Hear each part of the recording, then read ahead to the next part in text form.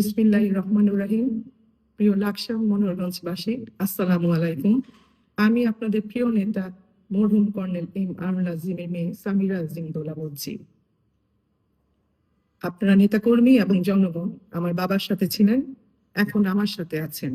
আমিও আপনাদের কথা দিয়েছি, আপনাদের সাথে ছিলাম, আছি এবং থাকবো ইনশাল্লাহ। সমঝোতার কথা দিয়েছিলাম শর্ত সাপেক্ষে।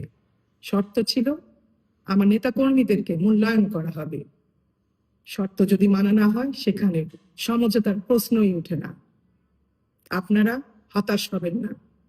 আমি আপনাদের বলছি, আমি আপনাদের সাথে ছিলাম, আছি এবং থাকবো ইনশাআল্লাহ। দোয়া করবেন আমার জন্য। বাংলাদেশ জিন্দাবাদ, জাতীয়তাবাদী দল জিন্দাবাদ। আল্লাহ হাফেজ।